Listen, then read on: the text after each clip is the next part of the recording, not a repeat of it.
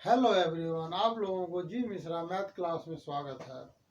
आज हम 10th class की पार्ट 8 की बात कर रहे हैं। इससे पहले हमने पार्ट 1 से 7 तक भेज रखे हैं और ये चैप्टर 3 का पार्ट दूसरा है, 7 और 8। तो 7 पार्ट आप जरूर देखिएगा। जब तक आप 7 पार्ट नहीं देखिएगा तब तक ये चीज़ समझ में नहीं आएगा। अब यहाँ पे chapter 3 pair of linear equation in two variables का एक्सरसाइज 3.2 है। तो 3.2 का फर्स्ट का पहला क्वेश्चन पहले करवा रहे हैं। यहाँ पे क्वेश्चन दिया हुआ है, क्वेश्चन आप लोगों के सामने ये है, आप लोग देख रहे हैं। तो ये क्वेश्चन अगर आपके पास एनसीईआरटी बुक नहीं है तो एनसीईआरटी ऐप भी लोड कर सकते हैं या इसमें से भी क्वेश्चन देख सकते हैं। अब यहाँ पे पहला क्वेश्चन है, 10 student of class 10 took parts of the mathematics quiz. Total number of student कितना है? 10 है जो मैथमेटिक्स क्यूज में पार्टिसिपेट किया है। अब टोटल 10 स्टूडेंट है। यहाँ पे हम बॉयज को x लिए हैं और गर्ल्स को क्या लिए हैं? y लिए हैं। यहाँ पे हमारा बॉयज x है और गर्ल्स y है। टोटल स्टूडेंट कितना है? 10 है। तो सिंपल सी बात है, x प्लस वाई इक्वल क्या आ जाएगा? 10 आ जाएगा। नेक्स्ट इसी का कंडीशन बता रहा है, if the number of girls 4 more than number of boys, यानी गर्ल्स जो है 4 ज्यादा है, 4 more than the boys.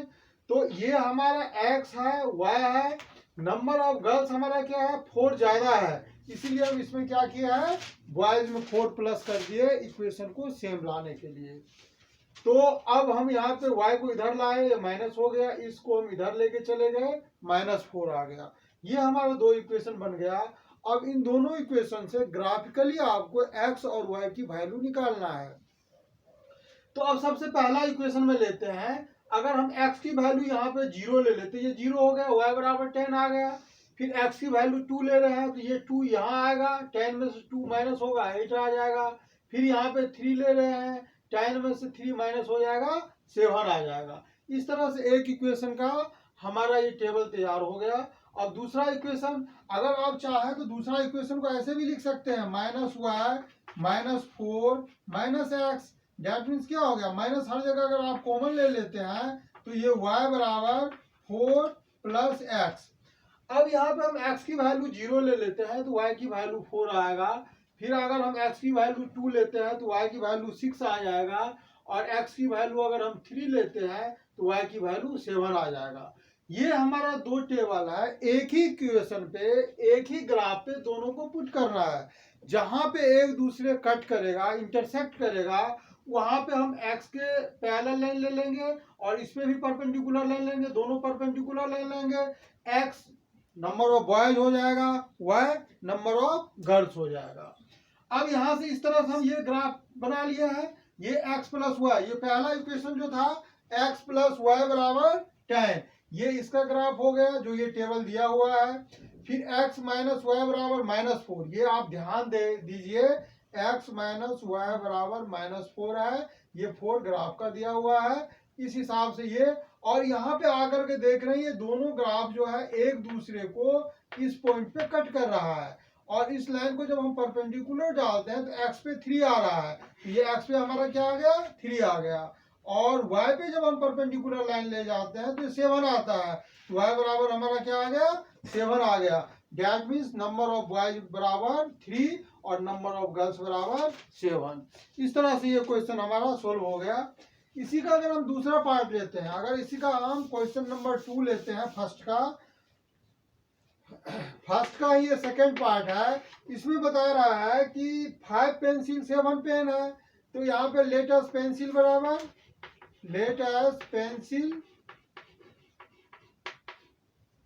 Equal हम x ले लिए एंड पेन इक्वल y ले लिए। अब यहाँ पे कह रहा है कि 7 पेंसिल है अकॉर्डिंग टू क्वेश्चन। अब यहाँ पे अकॉर्डिंग टू क्वेश्चन 7 पेंसिल, तो 7x and 7 pencil and 5 pencil 7 pen, 5 pencil और 7 पेन्स दोनों मिला करके इसका कॉस्ट जो है Rs50 आ रहा है। क्वेश्चन में लिखा हुआ है 5 पेंसिल, पेंसिल को x लिया है 5x, 7 pens together cost 50, together cost 50, एक इक्वेशन हमारा ये बन गया। इसी तरह अगर हम दूसरा इक्वेशन देखते हैं तो इसमें बता रहा है कि 7 पेंसिल, यहाँ पे क्या है 7 पेंसिल प्लस 5 पेन, ये दोनों मिलाकर के इसका कॉस्ट कितना देना पड़ रहा है 46 रुपीज। इक्वेशन हमारा 2 बन गया। अब हम इन दोनों इक्वेशन से, जैसे आपने फर्स्ट पार्ट का ग्राफ बनाया इसी तरह इसका भी ग्राफ बनेगा, जहाँ पे एक दूसरे को इंटरसेक्ट करेगा, वो हमारा एक्स और वाई की वैल्यू आ जाएगा। जो एक्स होगा वो पेंसिल कॉस्ट होगा, जो वाई होगा वो पेन कॉस्ट होगा। तो अब इसी तरह से हम अगर देखते हैं, ये क्वेश्चन हमारा अब कंप्लीट हो गया। अब यहाँ पे हम सेकेंड क्वेश्चन की बात कर रहे हैं। जो हमारा सेकेंड क्वेश्चन है, इसमें आपको बताना है कि यहाँ पे इक्वेशन दिया हुआ है। जैसे हम सेकेंड क्वेश्चन की फर्स्ट क्वेश्चन की बात करते हैं तो ये है 5x minus 4y plus 8 equal 0, और दूसरा इक्वेशन है इसका 7x minus plus 6y minus 9 बराबर 0। ये दिया हुआ है। इसमें आपको बताना है कि इंटरसेक्ट है, एट ए पॉइंट है, या पैरेलल है, या कोइंसिडेंट है। तो आप इसको सबसे पहले यहाँ पे हमारा a1 बराबर कितना हो गया, a1 बराबर 5, b1 बराबर -4 और c1 बराबर 8। इसी तरह अगर हम देखते हैं तो a2 बराबर 7, b2 बराबर 6 और c2 बराबर -9। अब यहाँ पे हम देखते हैं कि 5/7 इक्वल -4/6, इसको हम सिंपलेस्ट फॉर्म अगर लाते हैं इक्वल 8/-9। अगर इसको हम सिंपलेस्ट फॉर्म में लाते हैं तो 2 से ये कैंसिल हो जाएगा, 2 आ जाएगा और ये 3 होगा। ये 2 से कटेगा लेकिन ये नहीं क्रॉस हो पाएगा, ये 3 से कटेगा यही नहीं क्रॉस होगा। दैट मीन्स यहाँ पे 5/7 इक्वल -2/3, ये इक्वल नहीं है, यानी पहला कंडीशन आ गया a1/a2 not equal b1/b2। a1/a2 जो है b1/b2 के बराबर नहीं है। अगर ये b1/b2 के बराबर नहीं हो गया तो ये क्या हो गया, इंटरसेक्ट एट ए पॉइंट। इसका क्या होगा, इंटरसेक्ट एट ए पॉइंट। ये हो गया, बस इतना ही लिखना था आपको, इंटरसेक्ट एट ए पॉइंट। अगर इसी का, ये पहला क्वेश्चन हो गया। अगर इसी का हम दूसरा क्वेश्चन की बात करते हैं तो क्वेश्चन ऑलरेडी लिखा हुआ है, ये फर्स्ट का पहला पार्ट था, सेकंड का पहला पार्ट था। अब हम सेकंड की दूसरा पार्ट का बात करते हैं। क्वेश्चन ऑलरेडी लिखा हुआ है, हम आंसर से ही डिस्कस करते हैं। इसमें देख रहे हैं कि a1 बराबर 9 है, a1 बराबर हमारा कितना है 9 है, b1 बराबर कितना है 3 और c1 बराबर 12, a2 बराबर है हमारा 18, b2 बराबर कितना है 6 और c2 बराबर है हमारा 24। अब यहाँ पे हम देख रहे हैं कि 9/18 इक्वल 3/6 इक्वल 12/24। सारे क्या आ जाएंगे, इसको लिख सकते हैं आप 1/2, 9, 2 जा 18, 9 1 जा 9, 3 1 जा 3, 12 1 जा 12। अभी 1/2 बराबर 1/2 बराबर 1/2, यानी तीनों बराबर हो गया। a1/a2 बराबर b1/b2 बराबर c1/c2। ये तीनों हमारा क्या आ गया, बराबर आ गया। अगर तीनों बराबर आता है तो उसे हम कोइंसिडेंट बोलते हैं। क्या बोलते हैं, कोइंसिडेंट। ये हम इंट्रोडक्शन में आप लोगों को पहले भी दे चुके हैं, तो उसको आप इंट्रोडक्शन को, इससे पहला पार्ट आप लोग जरूर देख लीजिए सही ढंग से। इस तरह से इसका दूसरा पार्ट भी सोल्व हो गया।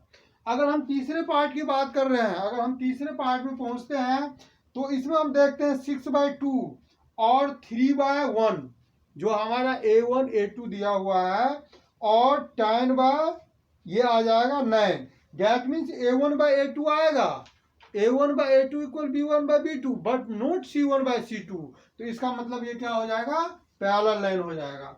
इस तरह से अगर आप तीसरा क्वेश्चन बनाते हैं, आपको इसी तरह दिखा देना है, और तीसरा का जो होगा ये पैरेलल लाइन आ जाएगा।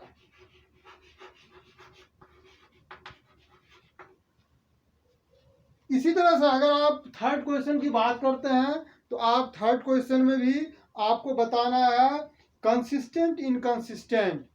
तो इससे पहले हम इंट्रोडक्शन में आप लोगों को बताए थे, एक बार फिर दोबारा रिपीट करते हैं।